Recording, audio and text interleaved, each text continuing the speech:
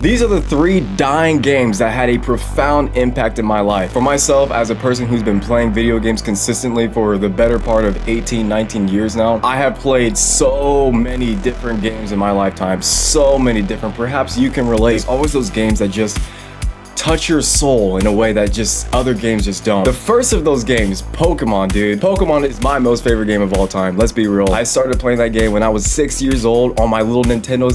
It was like a little Nintendo Lite, dude. Nintendo DS Lite?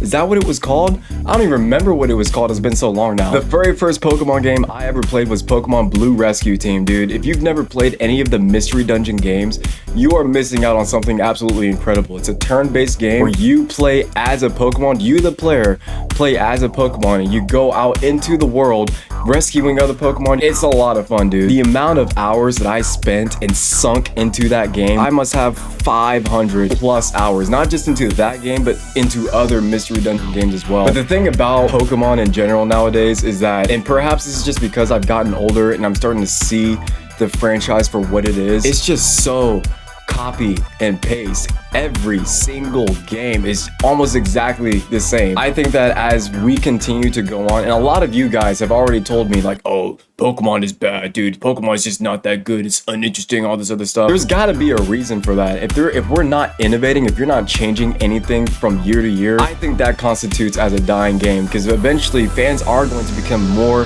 and more furious with it. They're gonna become more and more frustrated. And we've already seen that with the Pokemon franchise. The newest games that just released, Pokemon Scarlet and Violet, the amount of backlash that those games have gotten, and not even just those games, on top of Sword and Shield that came out like 3 or 4 years prior, we've seen this steady decline in Pokemon. I don't know what it's gonna take for the franchise to really get it back up to where it once was before. So yeah, first game, Pokemon. The Mystery Dungeon games are absolutely incredible. Moving on, number 2, Skyrim. Have y'all ever played Skyrim? Do y'all know how incredible that game actually is? How expansive the world is, how rich and deep the lore is. This game came out in 2011. The reason why Skyrim is so important to me actually is a lot more personal. Back when I really started playing the game and really got into it is when my depression really started. I have a very complicated history with depression, as well as some of you guys. For me, it started about my freshman, sophomore year of high school for a number of different reasons, but it just slowly got worse and worse and worse. I had 4 separate stays in mental hospitals. The last one I got out of that place on December 20th, 2014. I will never forget that day. And during that time, Skyrim really grounded me, dude. There was just something about running around the world with your giant battle axe and slashing people's heads off. I think that level of moderated violence is what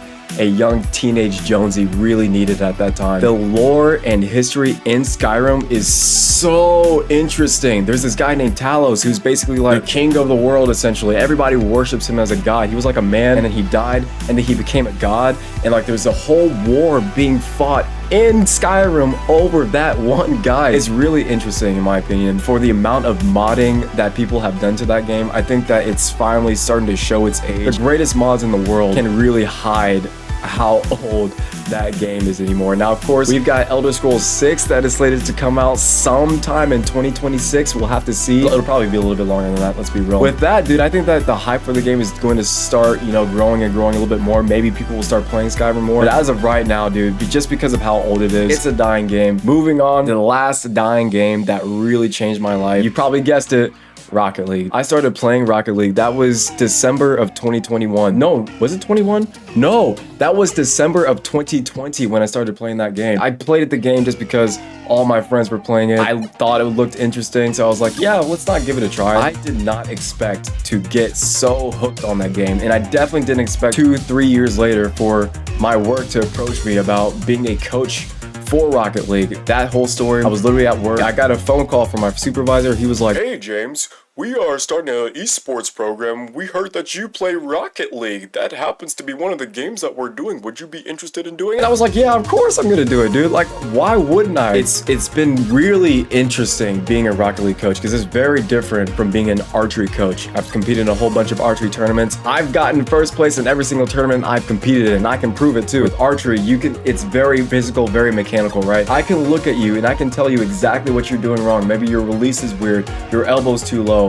you're jerking your body whenever you're shooting. I can see those things very very easily. But with Rocket League, it's a lot different. I think that it's a dying game because of the huge changes that the game has experienced within the past 2 or 3 years. The biggest one that everyone has been really frustrated about recently has been that they're taking trading out. But it's not just the trading itself. I honestly don't think that trading is that big of a deal. I think more specifically, the matchmaking system really isn't the best. I find myself being put into games with players who are way higher level than I am, and that's probably due to smurfing. But I think that is on Epic and Psyonix to fix the smurfing problem, because it's literally killing the game. The servers are absolutely trash, dude. I've got really good internet, and I've got a great computer that our resident coach helped me build. I should not be having this many issues with connecting to the game and then getting kicked out and trying to reconnect. They still haven't upgraded over to Unreal Engine. To my knowledge, should be coming up in February of 2024. Caleb is over here. He's always talking about, oh, dude, physics. They need to add physics to the game because the physics in the game are not okay. Which I totally get that, dude. So hopefully when they move over to Unreal Engine, that will be something that they actually fix. But as of right now, I do think that the overall Rocket League community is just slowly starting to dwindle. Not that to say that it will for sure die one day. I don't think that's possible. I think that Rocket League is too ingrained into the esports world unless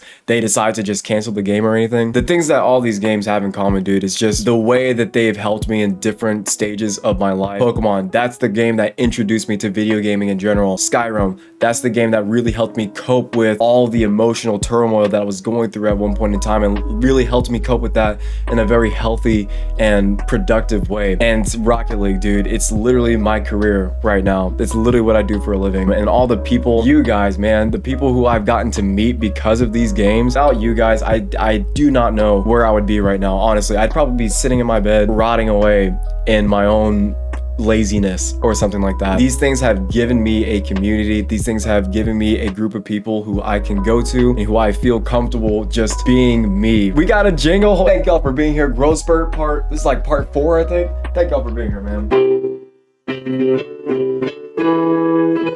So yeah, those are the 3 dying games that completely changed my life. I would highly recommend you guys playing some of those games. That being said though, man, I appreciate y'all being here. Y'all take care of yourselves. Y'all be easy, stay positive, and of course, I will catch you guys on the flip. We're done. That's it.